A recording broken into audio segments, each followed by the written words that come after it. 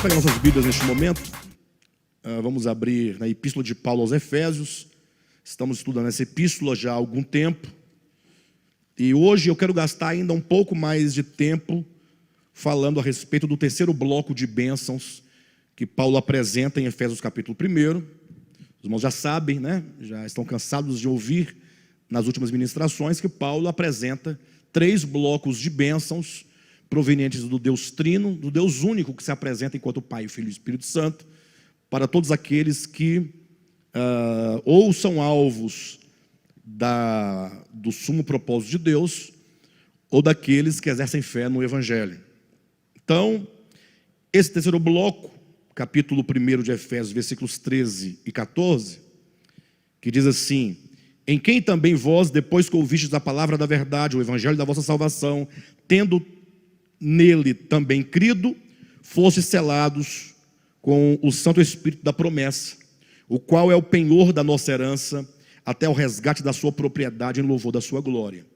Quero gastar um pouco mais de tempo falando especificamente sobre o penhor da nossa herança. Eu falei bem pouquinho na última mensagem, eu quero hoje falar um pouco mais. Entretanto, não é possível se falar desse penhor sem voltar um pouquinho na questão anterior, que é a questão do selo do Espírito Santo. É o Senhor que nos selou com o seu Espírito, e que esse Espírito agora se torna, portanto, o penhor. Então esse terceiro bloco de bênçãos fala sobre o selar do Espírito e o Espírito enquanto penhor. Então essas duas bênçãos estão relacionadas entre si. Na verdade, não são duas coisas distintas. São dois lados de uma mesma bênção, de uma mesma situação. Uma vez vocês vão perceber que no finalzinho do 13 fala que nós fomos selados com o Santo Espírito da promessa, o qual é. Ou seja, o Santo Espírito da promessa é ele próprio o penhor. Então, tanto o selo é o Espírito, quanto o penhor também é o Espírito. E nós falamos aqui na última ministração, ou pelo menos nas duas últimas, que esse selo do Espírito Santo, diferentemente do que pensam, do que dizem, não é uma marca exterior, tampouco é uma marca interior, no sentido de se pensar que seja ela exterior ou interior, seja uma marca objetiva, na consciência ou na testa da pessoa. O que eu quero dizer com isso? Que não podemos pensar que seja nem exterior nem interior, se pensar que seja uma marca objetiva.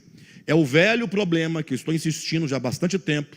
Eu vou insistir mais uns 10 anos para que as pessoas comecem a perceber a gravidade do que eu estou denunciando hoje. O fato de que tudo o que é orgânico, toda a verdade de Deus, ela é orgânica. O que significa que ela não precisa de um compêndio teológico para ela existir.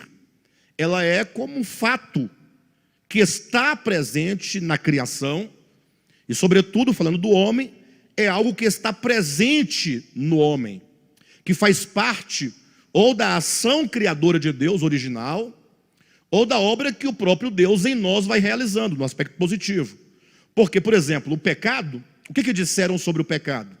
Nos disseram, por exemplo, que o pecado são as coisas que nós fazemos, desde criança.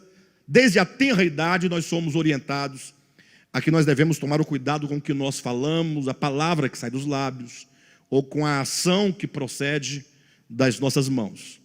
E tem um certo sentido, não estou anulando esse aspecto.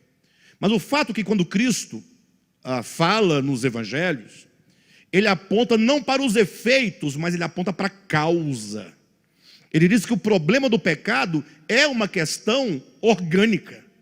É uma questão do coração. É uma questão que está dentro do homem. Jesus diz que nada fora do homem pode contaminá-lo. Nada que entrando no homem pode contaminá-lo. Como nada de fora do homem pode purificá-lo. Ele diz que é do coração que procedem. Então, ele aponta a causa, enquanto geralmente as pessoas costumam apontar apenas os efeitos, né? Então, enquanto as pessoas estão preocupadas, por exemplo, em não roubar, e há uma preocupação devida, não adianta você pregar que não se deva roubar. Porque aquele que tem a inclinação, sempre que tentado, fatalmente cairá pela sua inclinação ao furto, ou que seja, ao roubo. Uma vez que deve ser tratado o problema do roubo no coração.